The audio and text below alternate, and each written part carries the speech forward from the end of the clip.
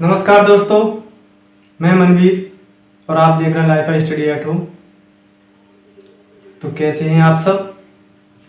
अच्छे हैं एकदम। तो इससे पहले मैंने क्या करा दिया था आपको? प्रकाश का अपवर्तन। एक क्लास हुई है प्रकाश के अपवर्तन में। उससे पहले प्रकाश का परावर्तन करा दिया था। तो प्रकाश का अपवर्तन की जो पहली क्लास है वो आपने अगर नहीं देखी है तो देख लेंगे। प्रकाश का अपवर्तन हो गया। अब पढ़ेंगे प्रकाश के अपवर्तन के कुछ रूल होते हैं।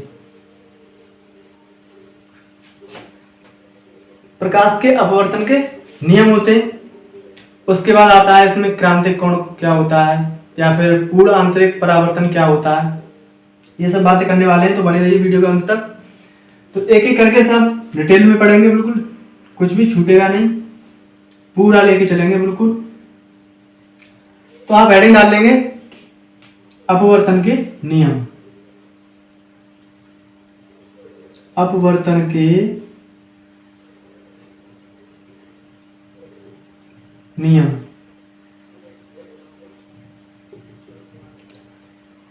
रूल्स ऑफ रिफ्रैक्शन, अपवर्तन के नियम। तो देखो, मैंने आपको बताया था कि जैसे दो माध्यम है। जैसे एक माध्यम तो है, ये मान लो जल है। ये क्या है? ये जल माध्यम है, जल है। ये है जल। ऊपर माध्यम है हवा। क्या है? एयर। मतलब हवा के सापेक्ष ये कैसा है? डेंसर। यानी हवा से अगर इसकी तुलना की जा रही है, हवा के सापेक्ष ये जो माध्यम है वो सघन माध्यम है, और हवा क्या है? एक विरल माध्यम। तो ये तो है रेरर। ये कैसा है? विरल। और ये कैसा है? सघन है। तो देखो, कोई किरण आपतित हुई, कोई किरण आपतित हुई कहां से? विरल माध्यम से सघन माध्यम में। प्रकाश के जो वो अपवर्तन के जो नियम है, इसके प्रकाश के अपवर्तन के जो रूल है, उसमें जो पहला रूल है वहीं पे पहुंच रहे हैं अभी। देखो थोड़ा इधर समझ लीजिए। जैसे एक कोई किरण आपतित हुई, तो जब विरल माध्यम से सघन माध्यम में कोई किरण जाती है तो वो क्या होती है? अभिलंब की ओर झुक जाती है। तो इसे जाना तो था ऐसे सीधे, बिल्कुल ऐसे ही आना था, और यहाँ पे ये क्या है? इसका एक अवलंब है। तो ये इसे सीधे जाना था, लेकिन ये सीधे नहीं जाके क्या होती है? थोड़ी सी इधर के लिए झुक जाती है। यहां से इधर को झुक जाती है। तो ये मैंने बता दिया था इससे पहली वाली क्लास में कि ये क्या है? आपतित किरण है। ये क्या है? आपतित किरण। इंसिडेंट रेज है ये, इंसिडेंट रेज। और अविलंब और आपतित किरण के बीच में जो एंगल बन रहा है वो एंगल क्या है? Angle of incident. आपतन कोण, सॉरी अपवर्तन तो ये होगा। ये क्या है? आपतन कोण, एंगल ऑफ इंसिडेंट। ये बात हम कर चुके थे। तो ये जो कोण है ये क्या है? आपतन कोण। ये क्या है? आपतन कोण। ये किरण अपवर्तित हो गई। ये क्या हो गई? ये किरण, इसका नाम क्या देंगे? अपवर्तित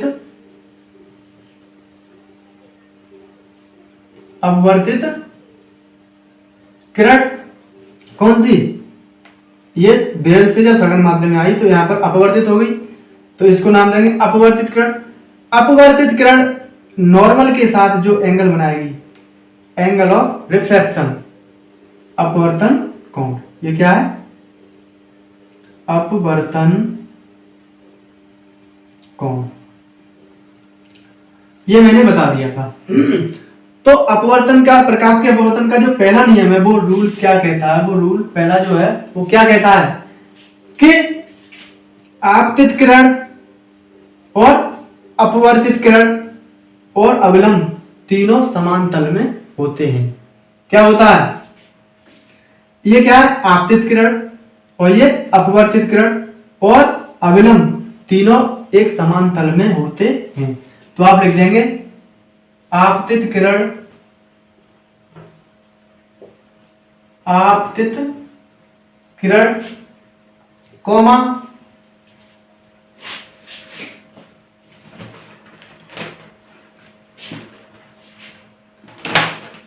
आपतित किरण कोमा अपवर्तित किरण तथा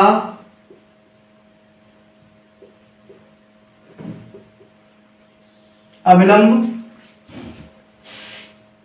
तीनों समान तल में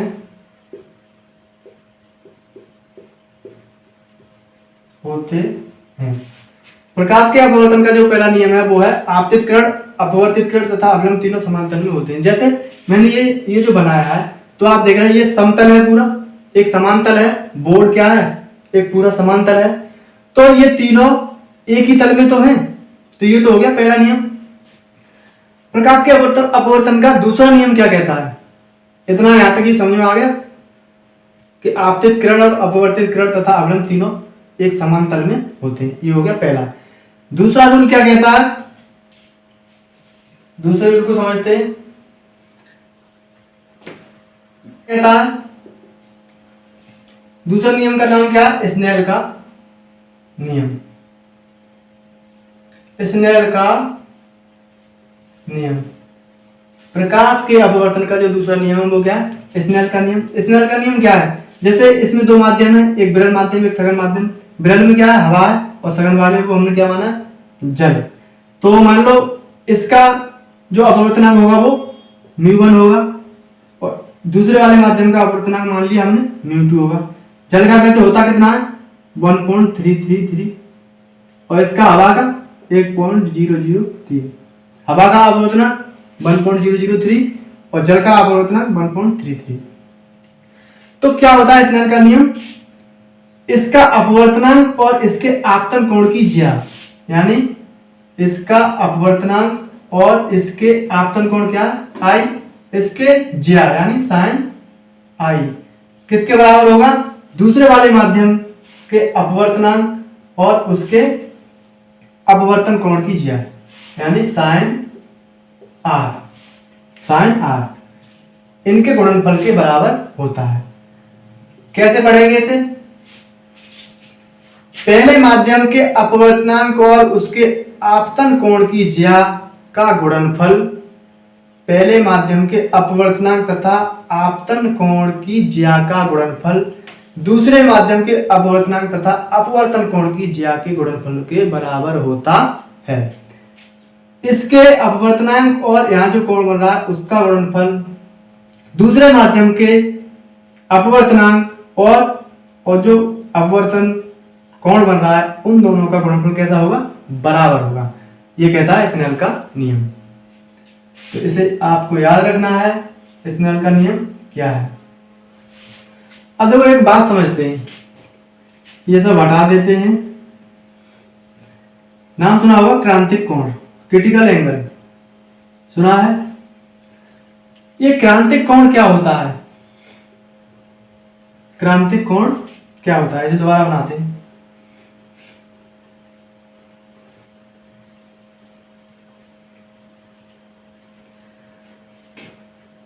अब आप हेडिंग डालेंगे क्रांतिक कोण। ये क्रांतिक कोण क्या होता है?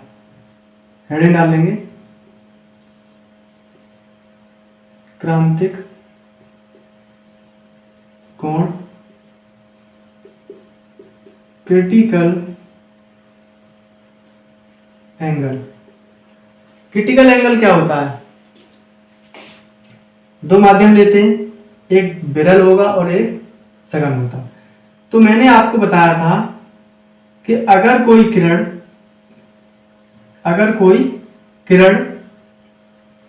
सघन माध्यम से विरल माध्यम में जाती है तो क्या होता है? वो अविलंब से दूर हट जाती है। मैंने आपको बताया था कि अगर कोई किरण सघन माध्यम से विरल में जाएगी तो अविलंब से दूर हट जाएगी।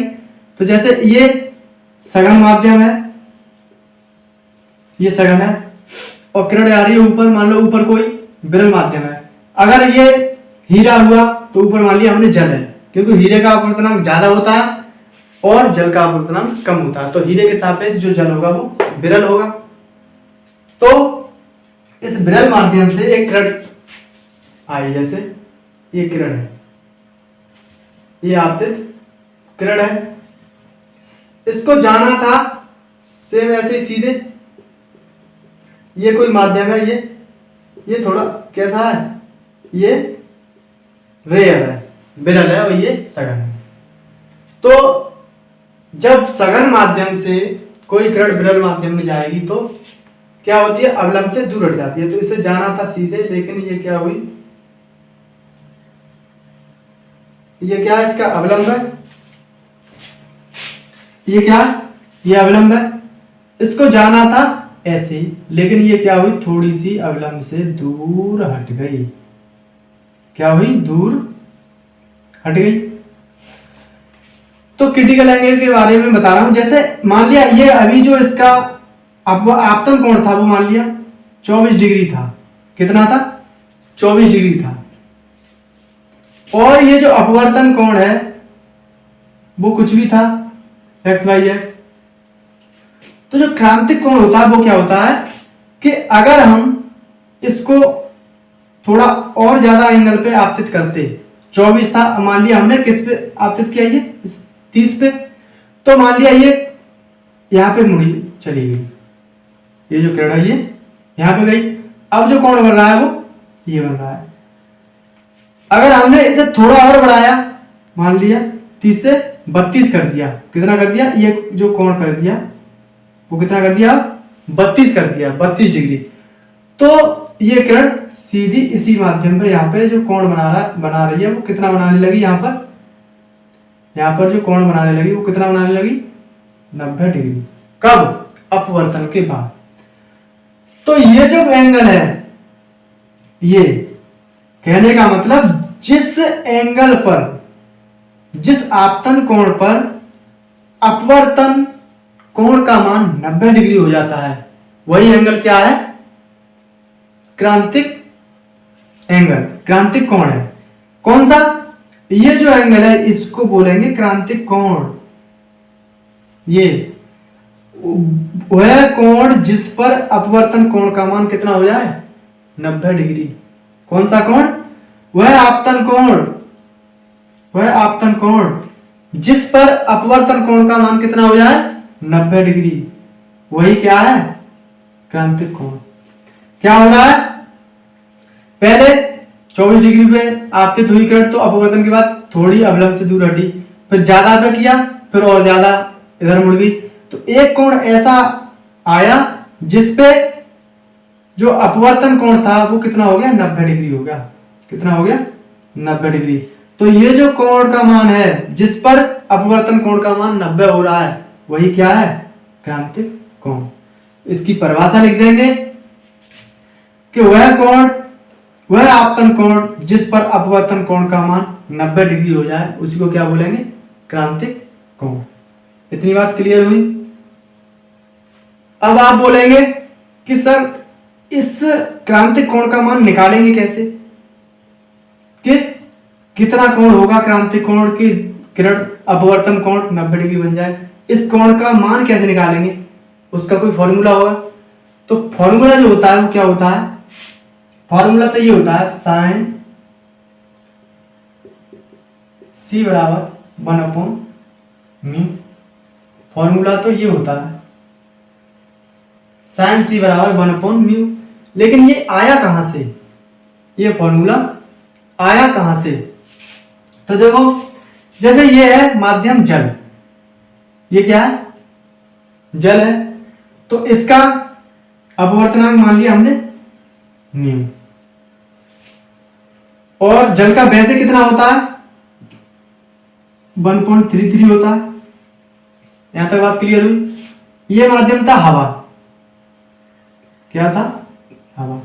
इसका अपवर्तनांक कितना होता है, मान लो 1 होता है, 1 ही होता है। तो अभी मैंने एक फॉर्मूला बताया था आपको, ये स्नेल के नियम वाला। तो इसी फॉर्मूले में इन सब का मान रखते हैं और देखो यही फॉर्मूला निकल के आता है। कैसे आता है? इसका अपवर्तनांक म्यू हो गया और जो ये कोण बन रहा है क्रांतिक कोण, मान लिया ये क्या है? सी। ये क्या है? सी। कौन सा कोण? जिसपे अपवर्तन कोण का मान 90 हो रहा है। तो जो माध्यम नीचे वाला है, जल माध्यम है, उसका जो क्रांतिक कोण है वो कितना है? सी और अपवर्तनांक म्यू। इसका अपवर्तनांक 1 और क्रांतिक कोण कितना है? 90। ठीक है, इस फॉर्मूले में देखो रखो स्नेल के नियम में। तो पहले जल वाले माध्यम का कितना था अपवर्तनांक? म्यू और साइन कितना था? सी। कोण कितना था? सी। ज्या लिखते हैं केवल, साइन जो होता है, कोण लिख लिया सी, बराबर इसका अपवर्तनांक, इसका अपवर्तनांक कितना है? 1 है और कोण कितना है? तो साइन में कोण कितना है? 90। आप कहेंगे कि आपने हवा का अपवर्तनांक 1 लिख लिया, तो क्या आप जल का भी लिख सकते थे? तो जल का मैंने क्यों नहीं लिखा? क्योंकि जो ये सघन माध्यम है, ये कांच हो सकता है तो कांच का रखेंगे, हीरा हुआ तो हीरे का रखेंगे, जल हुआ जल का रखेंगे, केरोसिन हुआ केरोसिन का रखेंगे, जिसका होगा उसका रखेंगे। इसको हमें ऐसे ही रखना है क्योंकि क्रिटिकल एंगल निकालना है, क्रांतिक कोण निकालना है। तो जो माध्यम हो उसका मान रखना, वहां से आप निकाल लेना। तो यहां से म्यू साइन सी बराबर, साइन 90 का मान 1 होता है। यहां से साइन सी बराबर 1/म्यू निकल आया। साइन सी बराबर 1/म्यू और सी बराबर निकालेंगे तो क्या हो जाएगा? साइन इनवर्स 1/म्यू। यहां से सी बराबर निकालेंगे क्या? सी बराबर, तो मान लो सी बराबर यहां से जब निकालो यहां से, तो ये हो जाएगा साइन इनवर्स 1/म्यू। कितना हो जाएगा? ये क्या है? म्यू। अगर किसी भी माध्यम का आपको क्रिटिकल एंगल निकालना है कि उसका क्रांतिक कोण कितना है, तो आप उसके अपवर्तनांक का मान रख दीजिए और कैलकुलेट कर लीजिए साइन में। तो जैसे मैं आपको बताऊं, जो पानी के लिए जो क्रांतिक कोण होता है, किसके लिए? पानी के लिए जो क्रांतिक कोण होता है वो कितना होता है? 48.4। हीरे के लिए जो क्रांतिक कोण होता है वो कितना होता है? 24.4। अब आप कहेंगे ये कैसे निकाल दिए? तो आपको निकालना है तो इसमें वैल्यू रख लीजिए। पानी का अपवर्तनांक कितना होता है? 1.33। तो साइन इनवर्स 1.33 करके निकाल लो, इतना ही आएगा। आपको निकालना आता है तो निकाल लो। लेकिन और हीरे का कितना होता है अपवर्तन? 2.42। तो वहां से रख के निकाल लेंगे। लेकिन इतना सब कुछ आप निकालोगे तो ये डाटा याद रख लो, इससे ही काम चल जाएगा तुम्हारा। ये डाटा याद कर लो कि पानी के लिए क्रांतिक कोण क्या होता है? 48.4। अगर माध्यम पानी है, क्या है माध्यम? क्या है? पानी। और आपने अगर कोई आपतित किरण, प्रकाश की किरण 48.4 डिग्री पे आपतित कराई, तो वो उसका जो अपवर्तन होगा तो वो 90 अंश का कोण बनाएगी। अपवर्तन के बाद कितने का बनाएगी? 90 का। ऐसे ही अगर हीरा माध्यम हुआ, यहाँ पे हीरा हुआ, तो अगर कोई किरण आपने 24.4 डिग्री पे आपतित कराई हीरे में, तो अपवर्तन के बाद वो 90 डिग्री का कोण बनाएगी। यही तो है क्रांतिक कोण। तभी तो, और देखो अभी हम ये देखेंगे कि हीरा क्यों चमकता है या रेगिस्तान की मरीच का क्यों चमकती है। और जब कभी धूप पड़ रही हो तो आपने देखा होगा रोड पे पानी दिखाई देता है, जैसे कि पानी हो, वो सब समझते हैं। तो वो कब होता है, क्या होता है? तो वो होता है जब पूर्ण आंतरिक परावर्तन होता है। कब होता है? पूर्ण आंतरिक परावर्तन। हीरा क्यों चमकता है? पूर्ण आंतरिक परावर्तन के कारण। अब आप कहेंगे कि अपवर्तन चल रहा है, पूर्ण आंतरिक परावर्तन कहां से आ गया? तो देखो उसे भी समझ लो। पूर्ण आंतरिक परावर्तन क्या होता है? इसी का पार्ट है वो।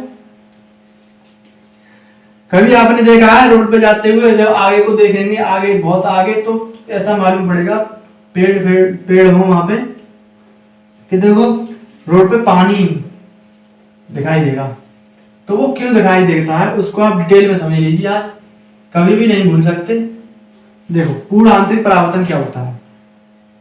टोटल इंटरनल रिफ्लेक्शन, रिफ्लेक्शन पूर्ण आंतरिक परावर्तन,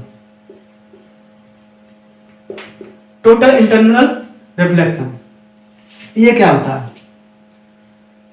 इसे भी समझ लीजिए। जैसे ये कोई माध्यम ये कैसा है? डेंसर है कैसा? सघन। तो सघन माध्यम से विरल माध्यम में, यहां भी मान लो हवा है, ये माध्यम क्या है? हवा। ये क्या है? हवा माध्यम है। तो सघन माध्यम से जब कोई किरण विरल माध्यम में जाती है तो अवलंब से दूर हटती है। ये इसका अवलंब है, इसको जाना था ऐसे, लेकिन ये क्या हुई? इधर को डाइवर्ट हो गई। अभी अभी मैंने बताया आपको क्रांतिक कोण क्या होता है, कि जैसे ये जो किरण है, हमने ये तो कोई एंगल था, मान लिया कोई भी था, 30 था, तो इस पे जब आपतित हुई तो ये अवलंब के साथ मान लो कोई कोण बना रही है, लेकिन इससे और ज्यादा करते ही तो मान लिया हमने इसको आपकी क्रांतिक कोण पे आपतित कराया। किस पे? क्रांतिक कोण पे। किस पे? क्रांतिक कोण पे। तो जब क्रांतिक कोण पे ये प्रकाश किरण आपतित हुई है तो यहाँ पे ये 90 अंश का कोण बनाएगी। कितना बनाएगी? 90 अंश का। वहीं पे आ रहा है पूर्ण आंतरिक परावर्तन क्या होता है। अगर आप इस क्रांतिक कोण से अगर थोड़ा सा भी अगर बढ़ाते हैं, आपतन कोण, कौन सा कोण? आपतन कोण। ये आपतन कोण ही तो था। मान लो पहले 30 पे आपतित कराई, फिर मान लो 35 पे आपतित कराई, अब मैंने मान लिया 40 पे आपतित कराते हैं। किस पे? 40 डिग्री पे। ये जो आपतन कोण है, ये जो आपतन कोण है वो कितना है? मान लिया 40 डिग्री है। तो क्या होगा? ये किरण इसी माध्यम में नहीं लौट आएगी वापस। अरे इधर से ही गई है और इधर को ही वापस आ रही है उसी माध्यम में, तो यही तो इसका परावर्तन हो गया। ये जो माध्यम था, मान लिया जल था या कुछ भी था, सघन माध्यम था, इसी से आपतित हुई किरण इसी माध्यम में देखो वापस हो गई। तो यही क्या है? टोटल इंटरनल रिफ्लेक्शन, पूर्ण आंतरिक परावर्तन। अब मैं आपको बताता हूं कि जो मृग मरीचिका होती है, रेगिस्तान में चमकती है, या फिर हीरा क्यों चमकता है, या फिर रोड पे आपको पानी क्यों दिखाई देता है, समझते हैं। देखो इसे हटा दें। रोड पे आप जब कभी जा रहे हो तो आपको पानी दिखाई देता है, वो क्यों दिखाई देता है? देखो मैं बताता हूं। जैसे नीचे कोई माध्यम है, ये है, ये मान लो रोड है, और यहां पे ये खड़ा है पेड़। ये क्या खड़ा है? पेड़। ये रोड है एक तरह से, ये क्या है? रोड है। ये रोड है और इसके किनारे पे क्या खड़ा है? पेड़। क्या समझा रहा हूं? पूर्ण आंतरिक परावर्तन के कारण ही ये प्रोसेस होता है। पूर्ण आंतरिक परावर्तन के कारण ही ये होता है जो मैं बता रहा हूं। क्या? कि रोड पर जब आप जा रहे होते तो आपको क्या लगता है कि पानी, दूर से जब देखेंगे तो क्या होता है? तो ये रोड है, ये पेड़ है इसके किनारे का, और ये है हमारे सूर्य भगवान। क्या है? सूरज। तो देखो ये रोड है, यानी पृथ्वी पर बना है रोड। तो जब गर्मी पड़ेगी तो यहाँ की जो वायु होगी गर्म हो जाएगी, इससे ऊपर इससे हल्की गर्म, इससे ऊपर उससे थोड़ी ठंडी होगी, इससे ऊपर और ठंडी होगी। कहने का मतलब ये जो ऊपर जो वायु वाला माध्यम है वो परतों में डिवाइड होगा, परतें बन जाएंगी। किसकी? माध्यम की। कैसे? ये क्या होगा? रेयर। ऐसे यहाँ पे भी मान लो रेयर, ऊपर जाते जाते यहाँ क्या हो जाएगा, डेंसर, मतलब नीचे इसका घनत्व कम होगा। ये देखो विरल है, विरल गर्म हो गई, इस वजह से इसका घनत्व कम हो जाएगा। आगे ठंडी, ऊपर जो होगी वायु ठंडी होगी तो वहां पे घनत्व ज्यादा होगा। कहने का मतलब यहाँ पे विरल माध्यम बन जाएगा और यहाँ पे सघन माध्यम बन जाएगा। समझ रहे हैं बात को? नीचे विरल माध्यम बन जाएगा और ऊपर सघन। क्यों? नीचे वायु गर्म हो जाएगी, ऊपर हल्की है। तो यहां से जब किरण आएगी, कहां से? सूरज से। यहां से जब किरण आई इस पे किरण आई, तो यहाँ पे ये बताओ ये कैसा माध्यम है? यहाँ पे ऊपर ये लेयर जो बनी हुई है वायु में, ये कैसा माध्यम है? सघन माध्यम है। तो ऊपर से सघन माध्यम से जब नीचे के लिए हम आएंगे, यानी यहां से किरण अपवर्तित होगी, किधर? इधर के लिए, इधर अपवर्तित होगी। तो मान लिया यहाँ पे हम यहाँ पे एक अवलंब खींचते हैं, तो जब डेंसर से रेयर में जाती है, सघन से जब विरल में कोई किरण जाएगी तो क्या होगी? वो अवलंब से जाना था ऐसे, मान लो ऐसे, लेकिन ये अवलंब से कैसे हो जाएगी? दूर हट जाएगी थोड़ा। अवलंब से कैसे हो जाएगी? दूर हट जाएगी। ऐसे ही अब फिर ऐसे लेयर बनी हुई है वायु की, ऊपर डेंसर नीचे रेयर। तो मान लो आगे चल के ये यहाँ पे हमने फिर एक इस पे अवलंब खींचा और ये फिर क्या होगी? ऊपर को उठ जाएगी। जाना था ऐसे ऐसे नीचे को, मान लो इस सीधे में चल रही तो ऐसे सीधे चलना था, तो यहां से फिर ये ऊपर को उठ गई। ऐसे ही फिर नीचे के लिए जब चलते जाएगी किरण, उसको विरल माध्यम मिलेगा तो वो अवलंब से दूर हट जाएगी। मान लो ये जाना है इसको ऐसे, लेकिन ये दूर हट, ऊपर को उठती जा रही है ऐसे। आगे चल के कंडीशन ये आएगी कि यहां से ये फिर ऊपर के लिए वापस हो जाएगी। ऐसे चलते चलते इसका क्या हो जाएगा? पूर्ण आंतरिक परावर्तन, मतलब जिस माध्यम से ये आई थी उसी माध्यम में वापस हो जाएगी।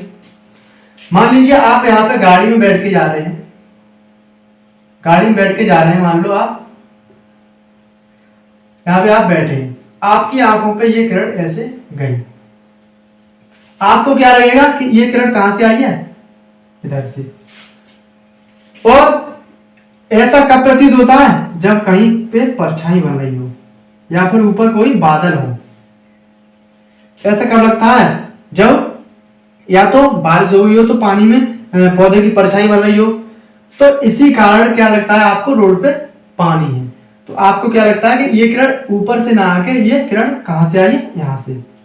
इसी कारण से आपको लगता है कि रोड पे पानी भरा हुआ है, लेकिन वो क्या होता है?